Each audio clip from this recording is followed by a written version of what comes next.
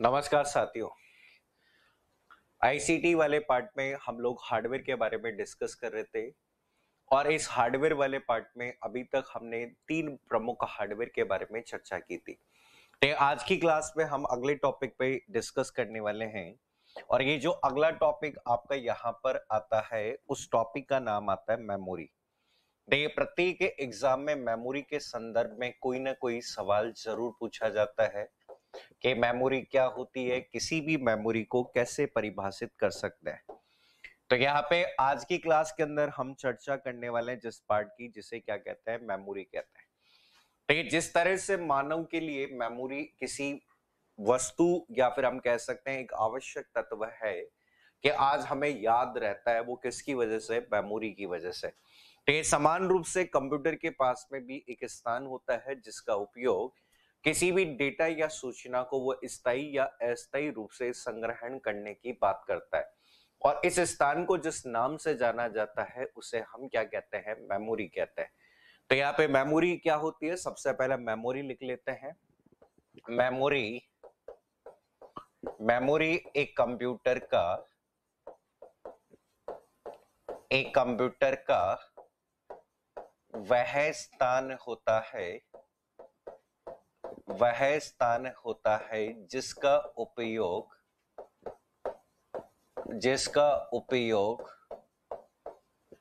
एक कंप्यूटर में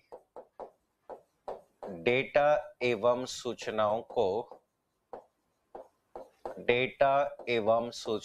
को स्थायी या अस्थायी रूप से स्टोर करने के लिए किया जाता है। तो किसी भी सूचना या फिर किसी भी डेटा को स्थायी या अस्थायी रूप से संग्रहण करने के लिए हम एक स्थान का उपयोग करते हैं और उस स्थान को जिस नाम से जाना जाता है वो आपकी क्या होती है, मेमोरी। अब ये मेमोरी भी कंप्यूटर में अलग अलग तरह की होती है। तो याद है कि इस वाले पार्ट पे मेमोरी की कहानी को मेमोरी मुख्यतः दो प्रकार की होती है। तो किसी भी कंप्यूटर में जो मेमोरी काम में ली जाती है उस मेमोरी की कहानी को हम दो भागों में बांटते हैं। पहला जो पार्ट आपका आता है जिसे कंप्यूटर की कौन सी मेमोरी कहते हैं, मुख्य मेमोरी, या फिर इसी वाले पार्ट को हम लोग जिसे नाम से जानते हैं प्राइमरी, या आपकी कौन सी मेमोरी कहलाती है, मेन मेमोरी कहलाती है। तो पहला जो भाग आपका आता है जिसे मुख्य मेमोरी, प्राइमरी मेमोरी या फिर क्या कह सकते हैं, मेन मेमोरी कह सकते हैं। और दूसरा जो पार्ट आपका यहाँ पर आता है जिसे नाम दिया जाता है कौन सा, सेकेंडरी मेमोरी, या इस वाले पार्ट को हम लोग जिस नाम से जानते हैं वो कौन सी मेमोरी कहलाती है, सहायक मेमोरी। तो यहाँ पर ये दो तरह की मेमोरी कंपोनेंट होते हैं जो कंप्यूटर में किसी न किसी उद्देश्य हेतु काम में लिए जाते हैं। तो एग्जामिनर हमसे प्रश्न बना लेता है कि कौन सी मेमोरी प्राइमरी होती है, कौन सी सेकेंडरी होती है, क्या इस मेमोरी का उपयोग हम किस उद्देश्य हेतु करते हैं। तो समझिए, तो इस वाले पार्ट में जो पहला पार्ट आता है जिसे नाम दिया जाता है कंप्यूटर की प्राइमरी या मुख्य मेमोरी कहते हैं। देखिए, सबसे पहले प्राइमरी मेमोरी और मुख्य मेमोरी क्या होती है वो समझिए। प्राइमरी मेमोरी का तात्पर्य कंप्यूटर की उस मेमोरी से होता है जिस मेमोरी का उपयोग केवल और केवल प्रोसेसिंग से संबंधित कार्य हेतु किया जाता है, या हम ऐसा कह सकते हैं एक स्थान है जिसका उपयोग किसी भी डेटा प्रोसेसिंग संबंधित कार्यों हेतु किया जाता है। ज्यादातर इस वाले पार्ट का उपयोग सिस्टम करता है। और ये सभी भाग हमारे मदरबोर्ड पर एक सर्किट के रूप में अवेलेबल होते हैं। क्या हम ऐसे कह सकते हैं कि प्राइमरी मेमोरी के अंतर्गत आने वाले जितने भी भाग होते हैं वो सभी भाग आपके कंप्यूटर में एक माइक्रोचिप के रूप में होते हैं जो कि सेमीकंडक्टर आईसी से निर्मित होते हैं, इसलिए इसे सेमीकंडक्टर मेमोरी के नाम से भी जाना जाता है। तो हमें याद रखना है कि डेटा और निर्देश या किसी प्रोग्राम को प्रोसेस करने के लिए जिस भाग का उपयोग किया जाता है उस मेमोरी को कौन सी मेमोरी कहते हैं? प्राइमरी या आपकी मुख्य मेमोरी कहते हैं। तो यहाँ पे इस वाले पार्ट में कहा जाता है कि कंप्यूटर की एक मेमोरी,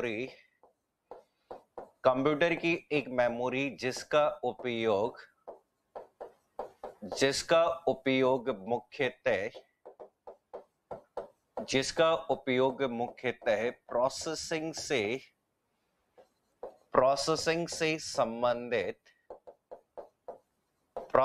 से संबंधित कार्यों हेतु किया जाता है।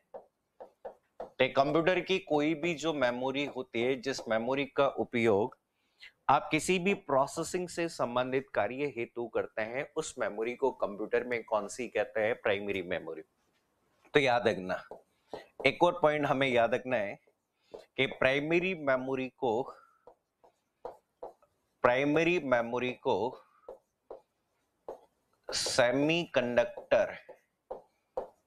सेमीकंडक्टर मेमोरी भी कहा जाता है। सेमीकंडक्टर मेमोरी भी कहा जाता है क्योंकि यह सेमीकंडक्टर आईसी से निर्मित होती है।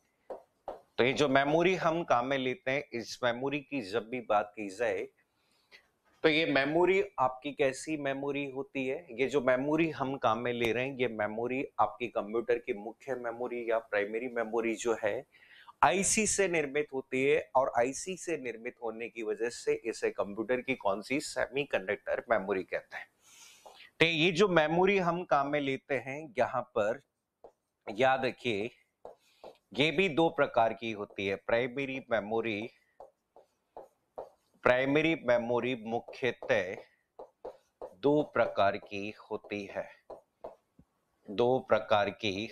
है। तो जो भी प्राइमरी मेमोरी हम काम में लेते हैं वो आपकी कितने प्रकार की होती है? दो प्रकार की।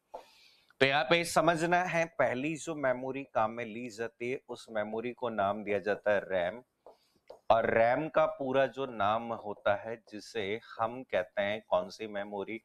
Random access memory.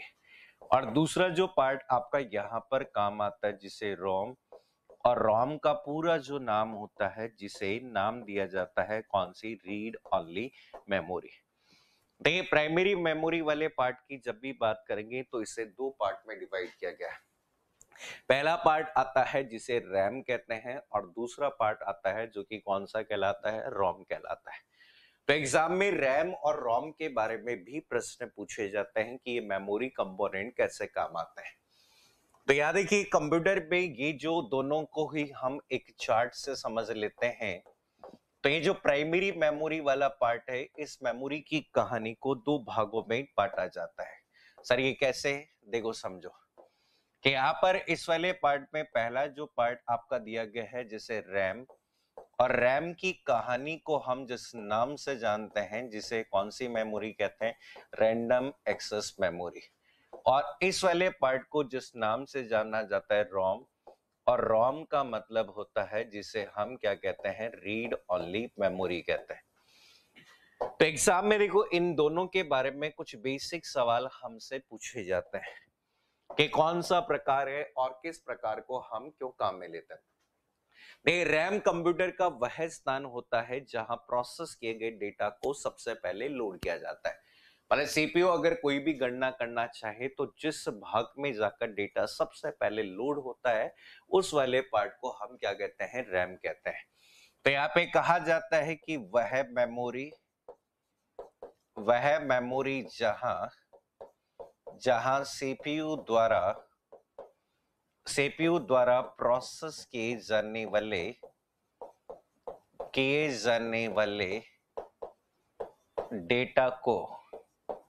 डेटा एवं निर्देशों को लोड किया जाता है। लोड किया जाता है। तो जिस स्थान पे डेटा और निर्देश को लोड करते हैं उस वाले पार्ट को कंप्यूटर की एक मेमोरी के नाम से जानते हैं, और उस मेमोरी को हम क्या कहते हैं, रैम कहते हैं। ठीक है, रैम की कहानी अगर याद रखिए, ये रैम जो पार्ट आती है इसे कैसे कहते हैं, अस्थायी, या फिर इसी वाले पार्ट को हम क्या कहते हैं, वोलेटाइल मेमोरी। रैम जो हम काम में लेते हैं, इस रैम को हम अस्थायी मेमोरी या किसी भी कंप्यूटर की वोलेटाइल मेमोरी कहते हैं। सर वोलेटाइल या अस्थायी मेमोरी क्यों कहते हैं? क्योंकि ऐसा इसलिए कहा जाता है क्योंकि पावर सप्लाई खत्म होते ही डेटा नष्ट हो जाता है। तो जैसे ही कंप्यूटर बंद करोगे, बंद करते ही डेटा क्या हो जाता है, डिलीट हो जाता है। इसलिए इस मेमोरी को कंप्यूटर की कौन सी मेमोरी, अस्थायी या वोलेटाइल मेमोरी कहते हैं। तो ये वैसे डिटेल में आता नहीं है, लेकिन याद रख सकते हैं ये दो प्रकार की होती है। एक तो कौन सी, एसरैम। एसरैम का मतलब होता है कौन सी रैम, स्टैटिक रैम। ठीक है, और दूसरा जो पार्ट आता है जिसे कौन सा कहते हैं, डी रैम। और इस वाले पार्ट को हम जिस नाम से जानते हैं वो कौन सी है, डायनेमिक रैम। तो ये रैम के दो प्रकार हैं जो आपसे पूछे जा सकते हैं। तो इसमें से जो मेन याद रखना है आपको, डी रैम के बारे में याद रखो। यहाँ पे जिसे कह सकते हैं, जिसे रेफरेंस करने की आवश्यकता होती है। रेफरेंस करने की आवश्यकता होती है। तो जिस मेमोरी को रेफरेंस करने की जरूरत है उस मेमोरी को कौन सी कहते हैं, ठीक है, डी रैम कहते हैं। तो रैम के बारे में अगर कोई सवाल हमसे बना तो वो इसी तरह से आता है। तो रोम का मतलब इस वाले पार्ट को कहते हैं कंप्यूटर की स्थायी मेमोरी। कंप्यूटर की स्थायी मेमोरी जहां कंप्यूटर की कार्य प्रणाली से संबंधित प्रोग्राम कार्य प्रणाली से संबंधित प्रोग्राम जैसे बायोस वह प्रोग्राम है जो कंप्यूटर की बूटिंग में काम आता है। बेसिक इनपुट आउटपुट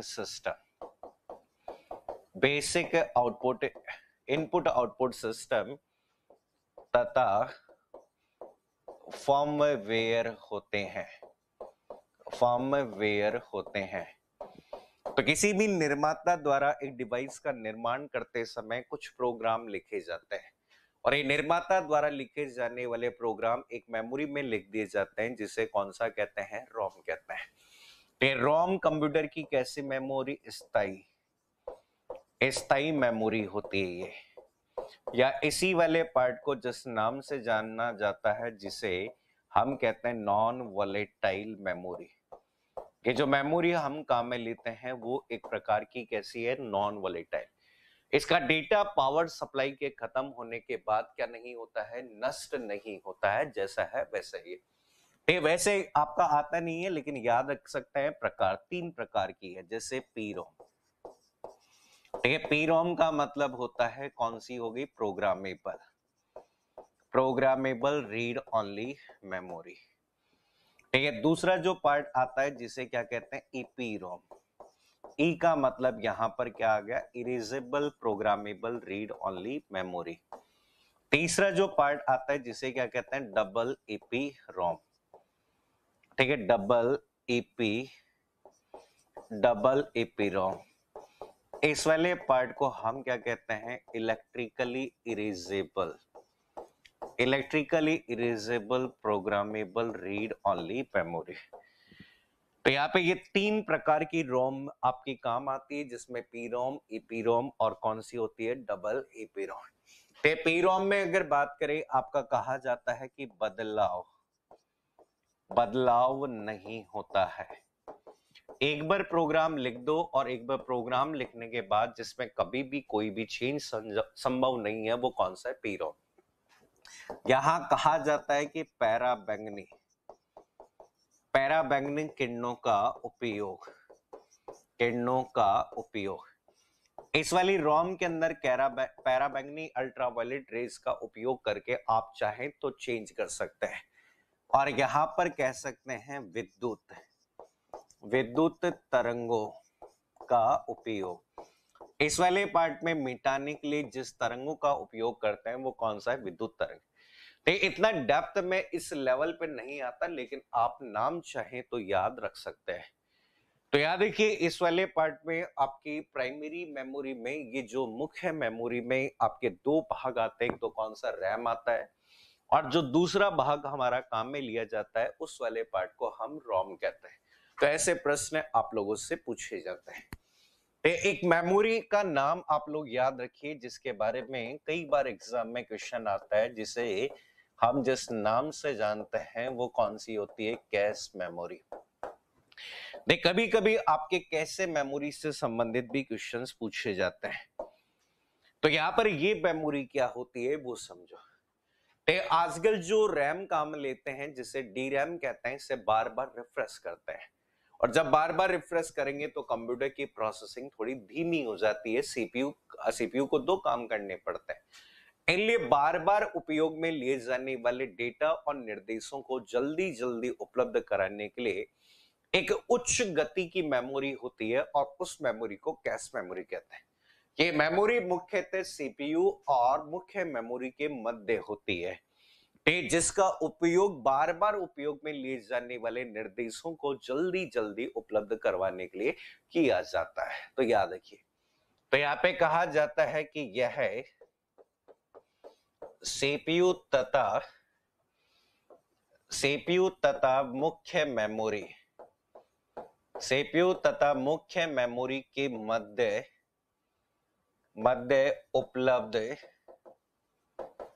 उपलब्ध एक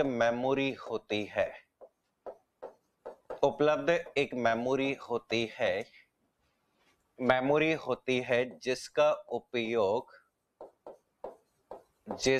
उपयोग सीपीयू द्वारा बार बार उपयोग में लिए जाने वाले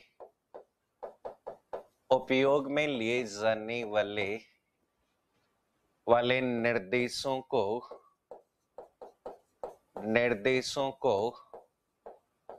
जल्दी जल्दी उपलब्ध करवाने हेतु होता है।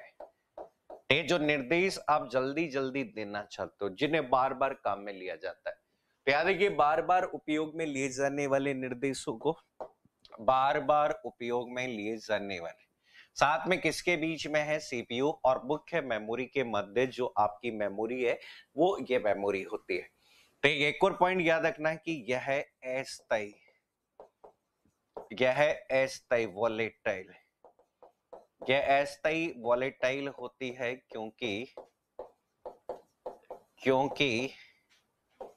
क्योंकि इसमें एसरैम का उपयोग होता है और एसरैम का उपयोग होने की वजह से ये कैसी हो गई? ये अस्थायी होती है। ठीक है, एसरैम का उपयोग करते हैं और एसरैम का उपयोग करने से ये मेमोरी अस्थायी होती है। एक और पॉइंट याद रख सकते हैं कि कैश मेमोरी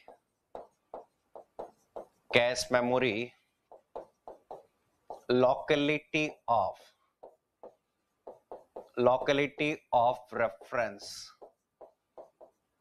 ऑफ रेफरेंस के सिद्धांत पर कार्य करती है। कई बार एग्जाम में प्रश्न आ जाता है कि कैश मेमोरी किसके सिद्धांत पे काम करती है? Locality of reference. ठीक है, लोकेलिटी ऑफ रेफरेंस संदर्भ के सिद्धांत पर कार्य करने वाली एक मेमोरी होती है, जिसे कौन सी मेमोरी कहते हैं? Cache memory. अब कभी कभी क्रम आता है कि सबसे तेज से धीमे आधार बताओ, सबसे सख्त। तो याद रखो कंप्यूटर में जो सबसे तेज मेमोरी होती है वो कौन सी होती है? सीपीयू रजिस्टर होती है। सीपीयू रजिस्टर के बाद में आपकी जो मेमोरी होती है जो कि कौन सी? Cache memory. कैश मेमोरी के बाद में अगली जो मेमोरी आती है जिसे कौन सी कहते हैं? Main memory. और मेन मेमोरी के बाद में जो मेमोरी काम आती है उस मेमोरी को कौन सी? Secondary memory. तो याद रखिए, अगर क्रम की बात की जाए तो क्रम यहाँ पर होता है इस तरह से। तो यहाँ पर कहा जाता है कि मेमोरी एक्सेस, यहाँ पे मेमोरी एक्सेस किसके आधार पे? तेज से धीमा, कि सबसे तेज कौन सा होता है, फिर उसके बाद कौन सा होता है, फिर उसके बाद कौन सा है। तो याद रखिए, इस वाले पार्ट में आपके परीक्षा में अगर कोई भी सवाल पूछा गया आपके प्राइमरी मेमोरी से, ऐसा आता है कि सर प्राइमरी मेमोरी होती क्या है, किसी भी प्राइमरी मेमोरी को कैसे परिभाषित कर सकते हैं, किसी भी प्राइमरी मेमोरी का मूल उद्देश्य क्या होता है, इस तरह से हमें याद रखना है। लेकिन ये सर ये मेमोरी जो थी वो कंप्यूटर के लिए थी, क्योंकि इस वाले भाग में जो प्रोसेसिंग होती है वो केवल और केवल किसके लिए होती है? कंप्यूटर के लिए होती है। हम कहते हैं केवल कंप्यूटर के प्रोसेस के लिए काम में ली जाने वाली जो मेमोरी होती है उससे डिफाइन किया गया है। अब देखो समझो, अब हमें एक और स्थान की जरूरत होती है और उस वाले पार्ट को हम जिस नाम से जानते हैं वो आपकी कौन सी मेमोरी होती है? Secondary memory. कंप्यूटर के अंतर्गत जो दूसरी मेमोरी काम में आती है उसे हम सेकेंडरी मेमोरी कहते हैं। नहीं, आपके पास में सूचनाएं हैं, आपके पास में फाइलें हैं और इन्हें आप स्थायी रूप से संग्रहण करना चाहते हो। तो आपके पास कोई भी फाइल है या सीपीयू हमें कोई आउटपुट दे तो उसे कहीं स्थान पर आप स्थायी रूप से अगर संग्रहण करना चाहें तो किसी स्थान का उपयोग करेंगे और उस स्थान को कंप्यूटर की कौन सी मेमोरी कहते हैं? Secondary memory. तो सेकेंडरी मेमोरी का मतलब कंप्यूटर का वह स्थान है, कंप्यूटर का वह स्थान जिसका उपयोग एक यूजर द्वारा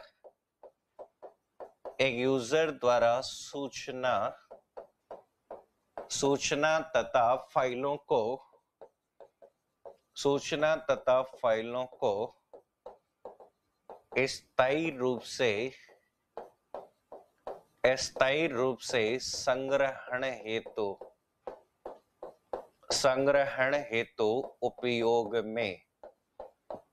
उपयोग में लिया जाता है। तो वह स्थान है जहां पर आप सूचना को स्थायी रूप से संग्रहण करना चाहें, मतलब किसी भी इंफॉर्मेशन या किसी भी फाइल को अगर संग्रहण करना चाहें तो आप एक स्थान का उपयोग करेंगे और उस स्थान को जिस नाम से जानेंगे वो कौन सी है? सेकेंडरी मेमोरी होती है।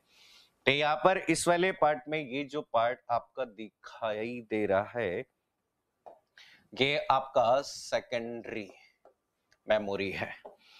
तो यहाँ पर याद रखना, इस वाले पार्ट में हम कह सकते हैं कि सेकेंडरी मेमोरी का उपयोग फाइलों के बैकअप हेतु होता है, फाइलों के बैकअप हेतु होता है। इसलिए इसे बैकअप या ऑक्सिलरी मेमोरी भी कहा जाता है।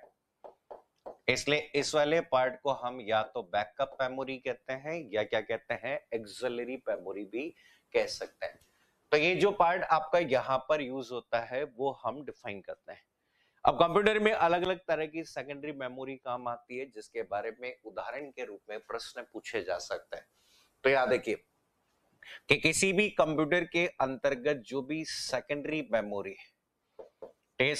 मेमोरी की जितनी भी डिवाइसेस काम में ली जाती है, तो कंप्यूटर में काम में ली जाने वाली सेकेंडरी मेमोरी जो डिवाइसेस है वो मुख्यतः कितने प्रकार की होती है? 3 प्रकार की। 3 प्रकार की सेकेंडरी स्टोरेज डिवाइसेस है जिन्हें हम काम में लेते हैं। ठीक है, पहला जो पार्ट आपका यहाँ पर आता है जिसे नाम दिया जाता है मैग्नेटिक डिस्क। ठीक है, मैग्नेटिक डिस्क जिसे हम क्या कहते हैं, चुंबकीय डिस्क के नाम से जानते हैं। ठीक है, दूसरा जो पार्ट आपका यहाँ पर आता है जिसे कौन सी कहते हैं, ऑप्टिकल डिस्क। ऑप्टिकल डिस्क का जो नाम आता है जिसे प्रकाशीय डिस्क कहते हैं। और तीसरा जो पार्ट आपका यहाँ पर काम में आता है जिसे नाम दिया गया है कौन सा, फ्लैश डिस्क। कभी कभी एग्जाम में ये जो सवाल बनते हैं इसमें से ये सवाल हमारा पूछा जाता है कि कौन सी प्रकाशीय डिस्क का उदाहरण है, कौन सी मैग्नेटिक का उदाहरण है, कौन सा ऑप्टिक है। तो याद रखना ये जो पार्ट आता है वो आपका चुंबकीय है, या हम कहते हैं चुंबकीय संग्रहण पद्धति। ठीक है, जिस पद्धति पर आधारित है वो चुंबकीय संग्रहण पद्धति है जिसे मैग्नेटिक स्टोरेज टेक्नोलॉजी कहते हैं। इस वाले पार्ट में कहा जाता है डेटा को प्रकाशीय तकनीक, प्रकाशीय तकनीक जैसे लेजर, जैसे जो लेजर का उपयोग इन डिवाइसेस में लेजर के माध्यम से आजकल यूज करते हैं। और ये जो पार्ट आपका आता है जिसे हम आजकल नवीनतम तकनीक, नवीनतम तकनीक जो आपके आजकल काम आ रही है वो इस तरह से परिभाषित है। तो यहाँ पर आपके तीन तरह की डिवाइसेस है जिसे हम काम में लेते हैं। इसमें देखो इस वाले पार्ट की डिवाइसेस को दो तरह से परिभाषित किया गया है, sequential access, sequential access storage device. ठीक है, यहाँ पे सिक्वेंशियल एक्सेस स्टोरेज डिवाइस या फिर इस वाले पार्ट को हम जिस नाम से जानते हैं उसे क्या कहते हैं, डायरेक्ट एक्सेस स्टोरेज डिवाइस। तो यहाँ पर इस वाले पार्ट में जो भी स्टोरेज डिवाइस होती है जो क्रम आधार पे होती है, और यहाँ पर इसे हम यूज करते हैं किसके आधार पे, किसी भी क्रम के आधार पे। तो कोई भी डिवाइस जिसका उपयोग एक क्रम के आधार पे किया जाता है वो सिक्वेंशियल होता है। पुराने समय में आप लोगों ने एक डिवाइस का नाम सुना होगा, मैग्नेटिक टेप, जैसे हम हिंदी में जिस नाम से जानते हैं वो कौन सी होती है, चुंबकीय टेप। आपने देखा होगा पुराने समय में हमारे पास कैसेट होती थी, जो कैसेट आती है वो आपके किसका उदाहरण होती है, सिक्वेंशियल एक्सेस का। डायरेक्ट एक्सेस की बात करें तो डायरेक्ट एक्सेस की कहानी दो प्रकार की, फ्लॉपी डिस्क, एक तो फ्लॉपी डिस्क होती है और दूसरा जो पार्ट आपकी काम में आती है जिसे हम कौन सी कहते हैं, हार्ड डिस्क। तो फ्लॉपी डिस्क और हार्ड डिस्क चुंबकीय संग्रहण पद्धति पर आधारित स्टोरेज डिवाइस होती है। यहाँ पे इस वाले पार्ट में हम कहते हैं कि सबसे कम संग्रहण क्षमता, किसी कंप्यूटर में सबसे कम संग्रहण क्षमता जो होती है वो इसमें, जैसे हम कहते हैं 1.44 MB। और यहाँ पर कहा जाता है कंप्यूटर में पूछा जाए कि सबसे अधिक संग्रहण क्षमता, तो किसी भी कंप्यूटर में सबसे अधिक संग्रहण क्षमता आजकल इसमें होती है, जो कि किसमें होती है, अप टू टीबी में। टीबी के अंदर डेटा का क्या होने लगा, स्टोरेज होने लगा। तो ऑप्टिकल डिस्क भी अलग अलग प्रकार की होती है। ऑप्टिकल डिस्क में पॉपुलर जैसे सीडी का नाम सभी ने सुना होगा, जिसका पूरा नाम क्या होता है, कॉम्पैक्ट डिस्क। सीडी के बाद में अगली डिवाइस आती है डीवीडी। ठीक है, यहाँ पर इनके पूरे नाम पूछे जाते हैं हमारे एग्जाम में, जिसे क्या कहते हैं, डिजिटल वीडियो डिस्क, या इसी पार्ट को हम क्या कहते हैं, डिजिटल वर्सेटाइल। कोई भी नाम आपसे पूछा जा सकता है। और एक और नई तकनीक आजकल आ गई है, बीआरडी, जिसे क्या कहते हैं, ब्लू रे डिस्क। तो ये तीन तरह की स्टोरेज डिवाइस है जो इस कैटेगरी में आती है। सीडी की संग्रहण क्षमता पूछी जाए तो 650 MB से लेकर कहां तक डेटा स्टोरेज है, 700 MB तक। डीवीडी की संग्रहण क्षमता 4.7 GB से 17 GB। बीआरडी की क्षमता पूछी जाए तो 25 GB से लेकर कहां तक, 50 GB तक ये स्टोरेज डिवाइस है। तो यहाँ पर इस वाले पार्ट में CD, DVD, BRD, HVD इनका उदाहरण है। यहाँ पर इस वाले पार्ट में जो काम में ली जाता है, जैसे याद रखिए, एक तो कौन सा आता है, मेमोरी कार्ड, और अगली जो डिवाइस आपकी काम में आ सकती है उस डिवाइस का नाम क्या होता है, पेन ड्राइव। इसी पेन ड्राइव को जिस नाम से जाना जाता है वो कौन सा है, USB। ठीक है, USB का मतलब क्या होता है, यूनिवर्सल, यहाँ पे यूनिवर्सल सीरियल बस। USB जो हम काम में लेते हैं उसे हम यहाँ पर क्या करते हैं, डिफाइन करते हैं। तो नॉर्मली एग्जाम में जो क्वेश्चंस आपसे पूछे जाते हैं इनके पूरे नाम पूछे जा सकते हैं। तो इनकी संग्रहण क्षमता के बारे में पूछा जा सकता है कि किसी भी डिस्क की संग्रहण क्षमता क्या होती है। ठीक है, आपका एग्जाम में कई बार क्वेश्चन आता है कि इस वाले पार्ट में कैसे हम डिफाइन कर सकते हैं। ठीक है, अब स्टोरेज में ही एक और बहुत महत्वपूर्ण पॉइंट होता है जहां से क्वेश्चन आते हैं। जो लास्ट जो पॉइंट आपको यहां पर याद रखना है, स्टोरेज कैपेसिटी। कभी कभी स्टोरेज कैपेसिटी से भी क्वेश्चन आता है जिसे हम क्या कहते हैं, संग्रहण क्षमता। तो कई बार हमारे क्वेश्चन आता है कि संग्रहण क्षमता क्या होती है। आप जब मेमोरी कार्ड खरीदने जाते हैं तो आप बात करते हैं कि साहब 1 GB का मेमोरी कार्ड, 2 GB का मेमोरी कार्ड, 3 GB का, 4 GB का। तो ये जो 4 GB, 8 GB, 16 GB की बात हो रही है, वही तो क्या होती है, संग्रहण क्षमता। तो किसी डिस्क में आप अधिकतम कितने डेटा को संग्रहण कर सकते हैं, और एक डिस्क में अधिकतम संग्रहण की जाने वाली डेटा की अधिकतम मात्रा को क्या कहते हैं, संग्रहण क्षमता कहते हैं।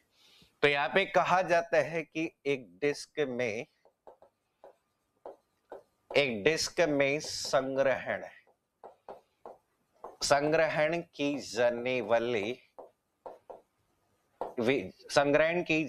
वाली डेटा की अधिकतम मात्रा को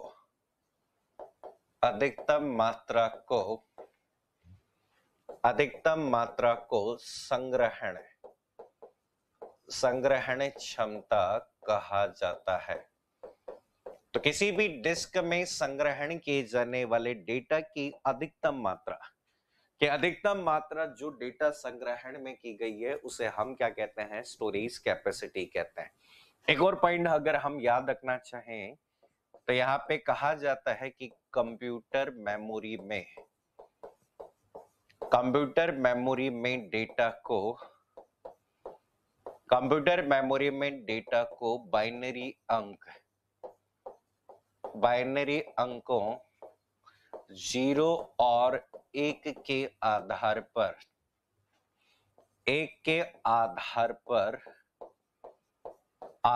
पर प्रोसेस किया जाता है। इसलिए बिट को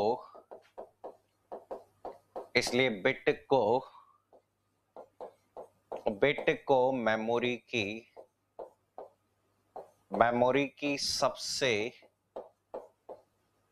की सबसे छोटी इकाई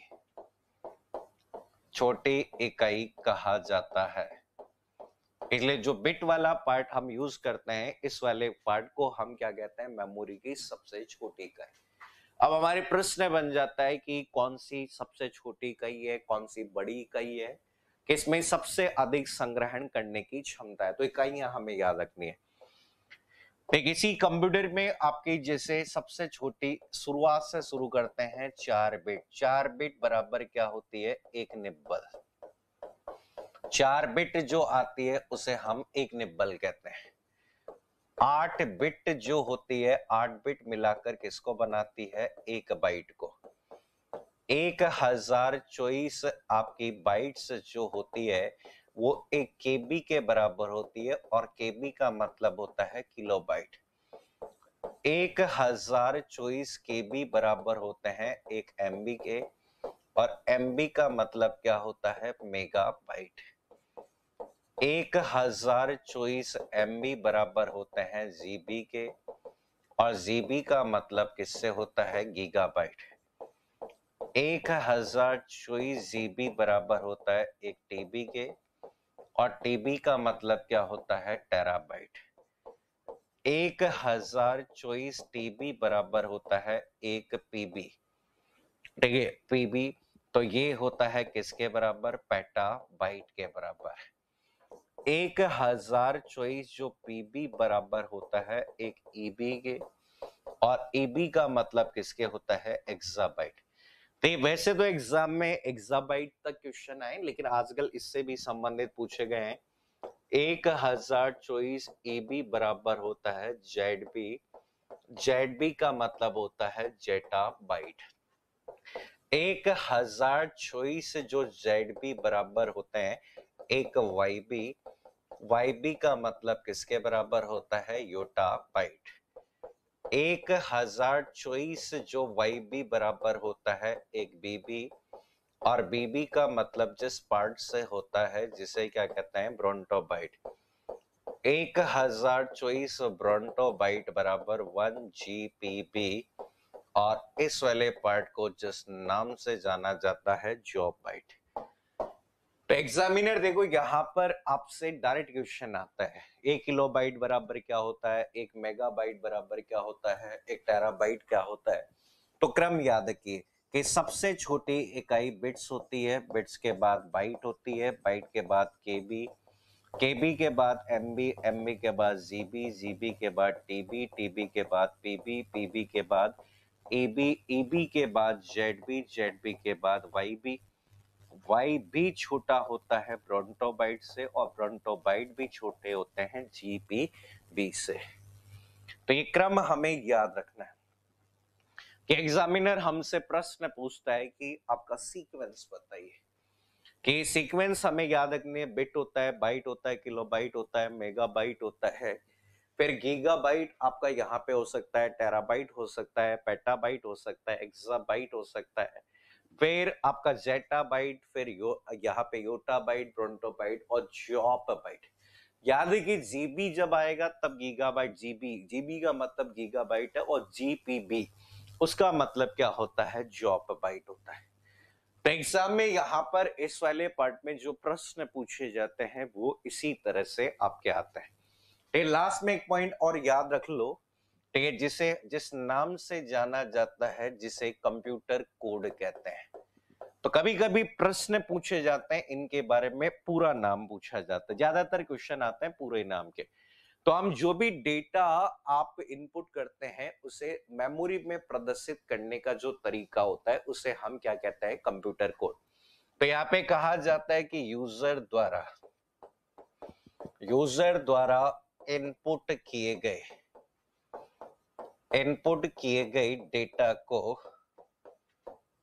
डेटा को मेमोरी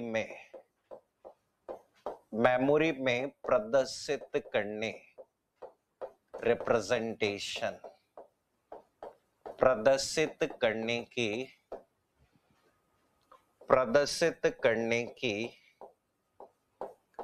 प्रक्रिया को कंप्यूटर कोड कहा जाता है। कंप्यूटर कोड कहा जाता है। तो किसी भी डेटा को मेमोरी में रिप्रेजेंट करने की जो प्रक्रिया, मेमोरी में दर्शाने की जो प्रक्रिया होती है, उस प्रक्रिया को जिस नाम से जाना गया है वो प्रक्रिया कौन सी कहलाती है? कंप्यूटर कोड के नाम से जानी जाती है। ठीक है, ऐसा पॉइंट आपको याद रखना है। अलग अलग तरह के कोड होते हैं जिसमें पूरा नाम आपको पूछा जा सकता है, जैसे बीसीडी। तो याद रखना, बीसीडी का जो पूरा नाम होता है जिसे क्या कहते हैं? Binary coded decimal. Binary coded decimal, ये कितने बिट का कोड होता है? 4 बिट का कोड होता है।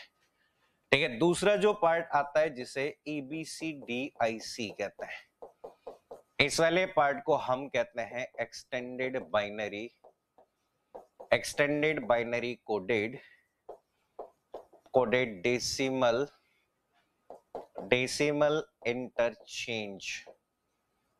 इंटरचेंज कोड कहते हैं। ये वाला जो पार्ट हम यूज करते हैं ये कितने बिट का कोड होता है? 8 बिट का कोड होता है। तो नेक्स्ट जो पार्ट आपका जो सबसे प्रचलित कोड आता है जिसे ASCII कहते हैं, इसका पूरा नाम कई बार आता है इस वाले पार्ट को हम क्या कहते हैं, American standard code for information interchange.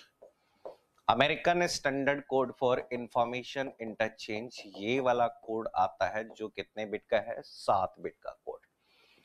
एक और पूरा नाम पूछ सकते हैं जिसे कहा जाता है कौन सा, यूनिकोड। आजकल सबसे प्रचलित है ये। और ये जो कोड आपका आता है जिसे नाम दिया जाता है कौन सा, यूनिवर्सल कोड। तो ये जो पार्ट आपका यहाँ पर 3 तरह के फॉर्मेट में आता है, UTF-8, UTF-16 और UTF-32। यूनिफॉर्म ट्रांसफॉर्मेशन फॉर्मेट कहते हैं। तो यहाँ पे कहा जाता है कि इस वाले पार्ट को याद रखिए, RS प्री में भी आया है, अंतरराष्ट्रीय भाषाओं में उपयोग में लिए जाने वाले विभिन्न प्रतीकों को समान प्रकार की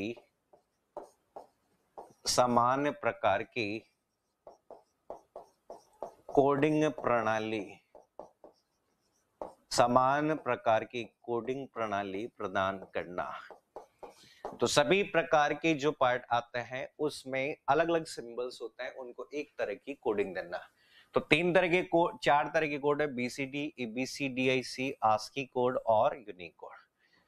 तो ये पूरा पार्ट आपके हार्डवेयर से संबंधित जो पार्ट आता है, हार्डवेयर क्या होता है, हार्डवेयर कैसे परिभाषित होता है, किसी भी हार्डवेयर का उद्देश्य क्या होता है, वो पार्ट था।